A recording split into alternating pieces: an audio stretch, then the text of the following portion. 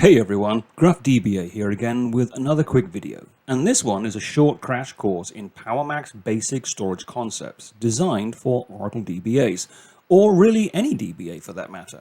But first, the boring legal stuff. Now, I'm not going to drain the slide, but be aware that I work for Dell Technologies. That said, my opinions are my own and do not necessarily represent Dell. Okay, good? Alright, let's move on. PowerMax is an industry-leading SAN storage from Dell Technologies, used by many of the world's top organizations for their most demanding applications. But don't worry, I'm not here to sell you one, that's not my department. What I do want to do here is to cover some of the PowerMax storage concepts that are relevant to database storage design. I am not a PowerMax expert, not by a long shot, but to understand some of the reasoning behind best practices for Oracle databases on PowerMax, it's helpful to understand some of the basic storage concepts of the PowerMax itself. That's what I hope to cover in this video, just enough detail to understand the best practices. Okay, I'm going to start with the Storage Resource Pool, or SRP for short. A PowerMax will have one or more SRPs, and all storage devices that will be used to provision storage to hosts will be grouped into one of these pools. Each physical drive installed in the PowerMax will be assigned to one and only one SRP. An SRP will typically comprise drives of a similar capacity and performance characteristics, so all SATA drives or SATA flash drives or NVMe drives, for example.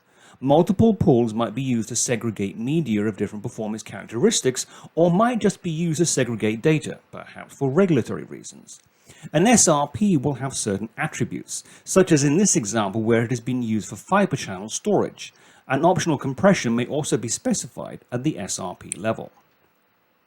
Volumes. This is what we used to call LUNs. A volume is a block device presented to a host. To many Oracle DBAs, we think of these as ASM disks, since that's how we typically are using them. But volumes may be used for file systems or grouped at the host level into a logical volume manager. A volume will have a capacity, and it can be assigned a human-readable name. We can also specify that the volume's full capacity be allocated at creation, or we can thin provision.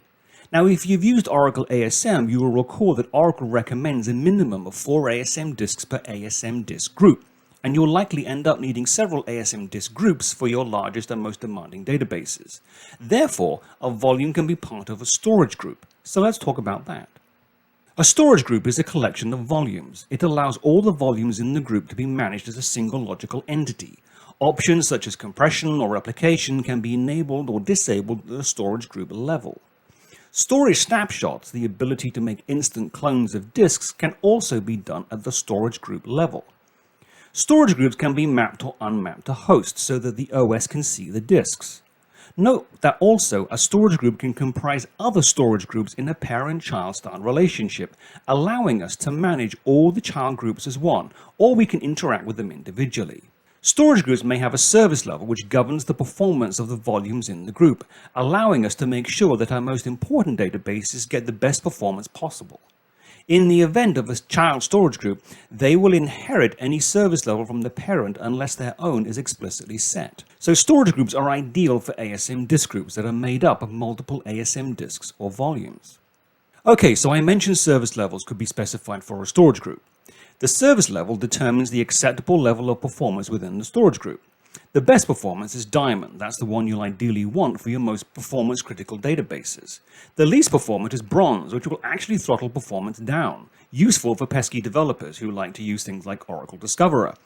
By the way, you can change your mind and alter the service level of an existing storage group at any time. Compliance is monitored by the PowerMax. If the system is unable to maintain the required performance levels, then Diamond takes precedent over Platinum, and so on. Any non-compliance is also reported to the sysadmins so that corrective action can be taken. Now, you may have noticed that I have not mentioned RAID or erasure coding. In the past, when we created SAN storage for a database, we typically had to consider RAID levels, and oftentimes we'd used RAID 10 for redo logs, RAID 5 for data, and maybe RAID 6 for the archive logs. RAID depth and stripe size were factors to consider, and we had to balance performance against capacity. On a modern PowerMax system, the RAID level of the storage is managed at the entire array level, so we do not need to consider it when provisioning ASM disks for our database. Service level objective has replaced RAID levels as the performance-centric design parameter to consider. Hosts. All of this storage, all of these volumes are to provide storage to hosts, database hosts in our example running Oracle. Many of you may be running Oracle RAC clusters, or maybe you virtualize your databases using a VMware cluster, so we're concerned not with just one host, but several.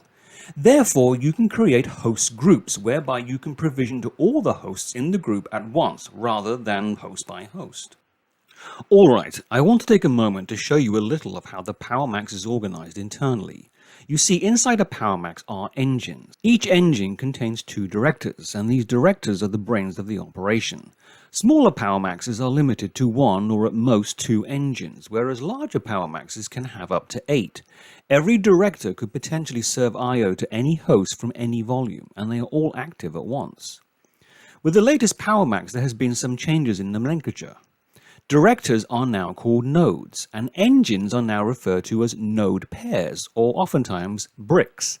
Note that the older terms are still very much in use, so don't be surprised if your storage team still talks about engines and directors. A node can have up to 8 I/O modules installed. These I/O modules, which used to be called slicks, provide the connectivity from the PowerMax to the outside world. An I/O module might provide fiber channel connectivity, or FICON connectivity, or iSCSI, or whatever protocol is supported.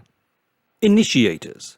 As stated, each node has 1 or more I/O modules that provide certain functions, including physical ports that connect to the wider environment. In our example here, we are using SCSI fiber channel, and those physical ports are called initiators. In this example, we have 2 I/O modules, Oscar Romeo 1 Charlie and Oscar Romeo 2 Charlie. The 1 and the 2 here referring to the node into which the I/O module is inserted.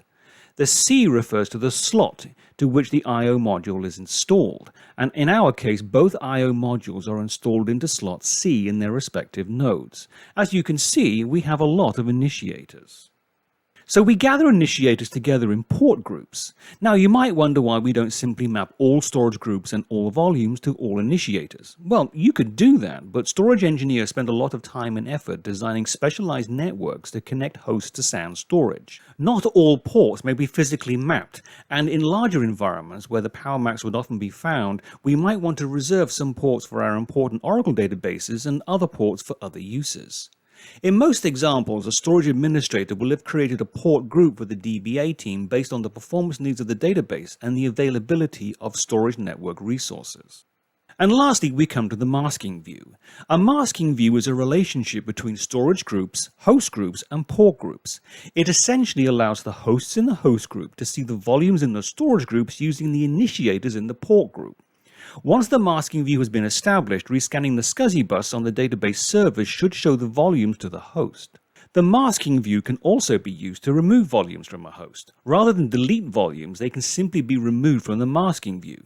They still exist, but the host can no longer see them, meaning your ASM disk group goes offline, and if your database wasn't shut down first, it will crash. In fact, you cannot delete volumes on a PowerMax if they are assigned to a masking view, exactly to stop a wayward storage admin inadvertently crashing and destroying an active application. I've added one extra piece here. The PowerMax has the ability to communicate additional pathing and performance data to hosts running the PowerPath multipathing software. Now, this is not a requirement. If you prefer to use, for example, Linux MPIO, that works just fine.